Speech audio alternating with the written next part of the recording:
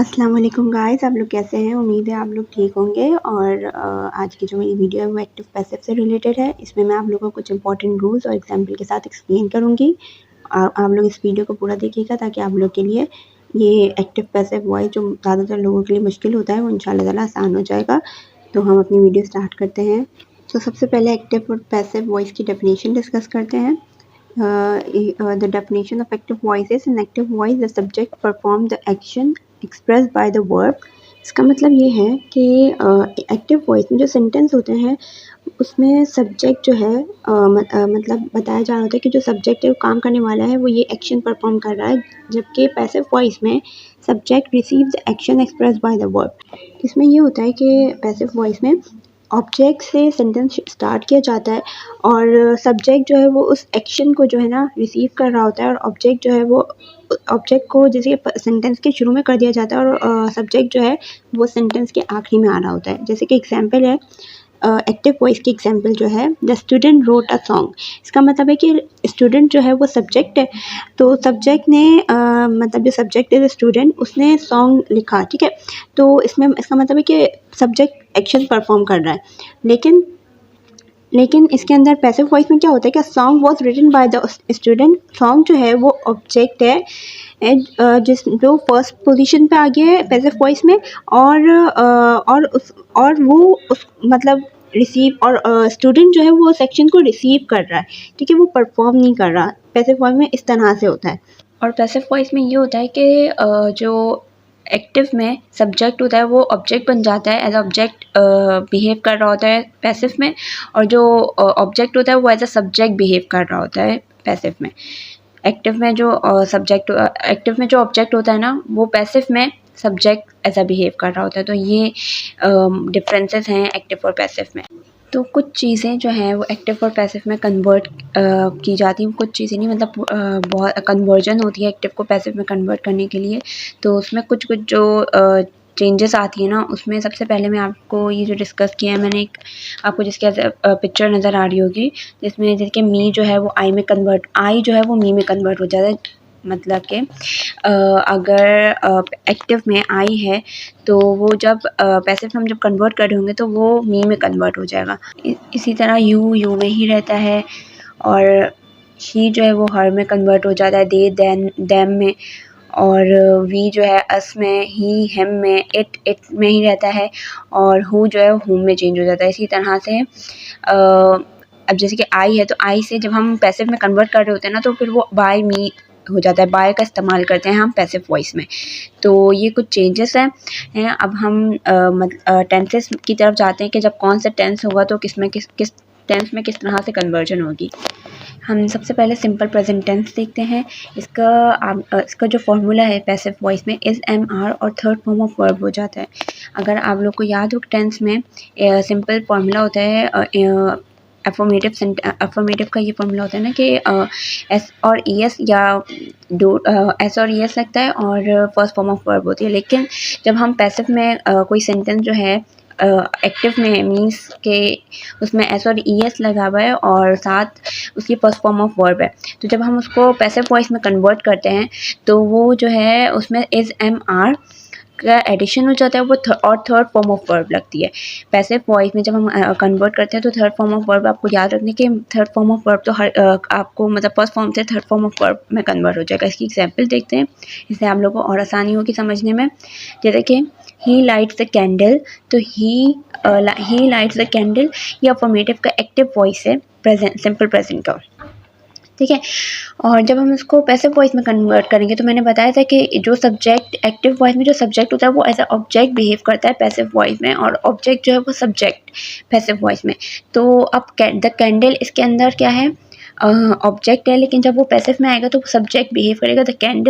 The candle is lightened by him, is, am, are, मैंने आपको बताया कि इज, एम, आर लग जाता है, और third form of verb light की जो थर्ड फॉर्म है वो लाइटेड हो गई, और बाय हिम मैंने बताया था कि जब सब्जेक्ट है ही, तो वो जब उसको हम कन्वर्ट करेंगे तो वो हिम में कन्वर्ट हो जाएगा, और जब भी हिम में कन्वर्ट करें तो उसके साथ बाय लगेगा, तो the candle is lighted by him, इस तरह से। तो इसी का हम दूसरा देखते हैं, he does not light the candle.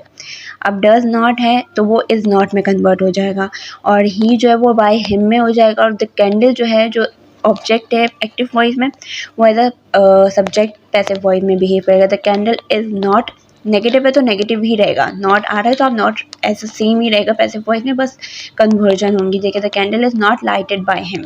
इसी तरह से इंट्रोगेटिव में जैसे कि कोई सेंटेंस है, डू यू ईट मीट, ये सिंपल प्रेजेंट में है और डू डज लगता है और डू जो है वो पहले आ जाता है इंट्रोगेटिव में। लेकिन जब हम पैसिव में जब इसको कन्वर्ट करते हैं तो is meat eaten by you, is आ जाएगा क्योंकि मैंने बताया कि इज एम आर का इस्तेमाल किया जाता है और थर्ड फॉर्म ऑफ वर्ब लगती है, तो इस वजह से ईट का ईटन जो है वो थर्ड फॉर्म ऑफ वर्ब है। और मैंने बताया था कि यू जो है वो यू में ही रहेगा, लेकिन उसके साथ बाय का एडिशन हो जाएगा, तो इस तरह से is meat eaten by you question mark.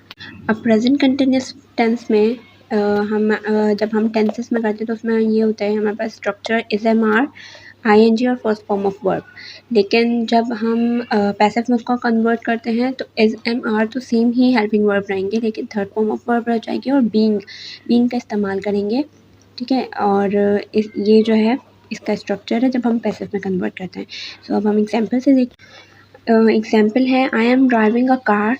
Passive voice में जब हम आ कार जो है वो फर्स्ट पोजीशन पे आ जाएगा, मीन सब्जेक्ट की पोजीशन पे आ जाएगा। A car is am are का इस्तेमाल है तो इज एम आर इज लगाया, car is being driven by me. Being का मैंने बताया कि एडिशन होगा और थर्ड फॉर्म ऑफ वर्ब लगती है, तो ड्राइव की जो थर्ड फॉर्म है वो ड्राइवन है और आई जो है वो कन्वर्ट हो जाता है मी में, तो a car is being driven by me. तो इस तरह से प्रेजेंट कंटिन्यूअस टेंस का स्ट्रक्चर पैसिव वॉइस में साथ होता है। और आगे की जो एग्जांपल है वो भी इसी तरह से ही कन्वर्ट होंगी। बस आप लोग को स्ट्रक्चर याद रखना है कि किस टेंस में क्या स्ट्रक्चर है पैसिव वॉइस का। और प्रेजेंट परफेक्ट टेंस में हमें थर्ड फॉर्म ऑफ वर्ब ही लगती है और उसके अंदर पैसिव वॉइस में भी थर्ड फॉर्म ऑफ वर्ब लगती है।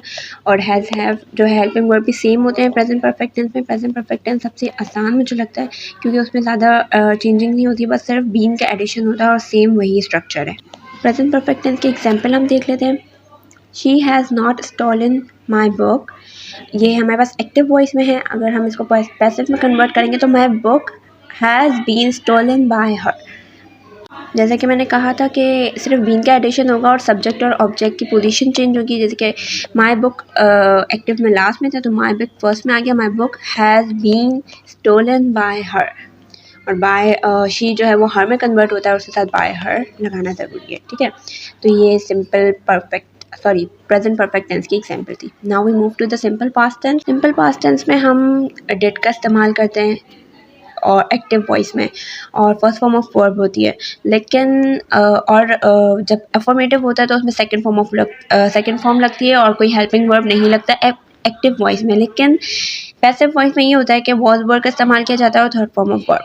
तो एग्जांपल देखते हैं, शी फिनिश्ड वर्क। फिनिश्ड जो है वो सेकंड फॉर्म है।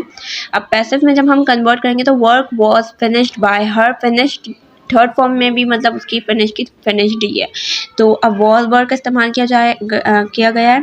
वर्क जो है वो पहले आ गया, work was finished by her, ठीक है। लेकिन जब हम नेगेटिव में करेंगे तो she did not finish work was not finished by her. Not ही सेम ही रहेगा, उसमें कोई चेंजेस नहीं आएंगे। अब हम पास्ट कंटिन्यूअस टेंस में जाते हैं। पास्ट कंटिन्यूअस टेंस में वॉज वर सेम वही है, जैसे कि इज एम आर था तो इसके अंदर वॉज वर हेल्पिंग वर्ब वही सेम रहेंगे और बीइंग का एडिशन हो जाएगा और थर्ड फॉर्म ऑफ वर्ब बिल्कुल प्रेजेंट कंटिन्यूअस टेंस की तरह है, बस इज एम आर की जगह वॉज वर का इस्तेमाल किया जा रहा है। और एक्टिव वॉइस जो है, एक्टिव वॉइस में हम मतलब वॉज वर्ड का ही इस्तेमाल करते हैं, हेल्पिंग वर्ब से सेम ही होता है लेकिन उसमें बीइंग का इस्तेमाल नहीं किया जाता और फर्स्ट फॉर्म ऑफ वर्ब होती है। तो ही वॉज, जैसे कि एग्जांपल है, he was revising his book.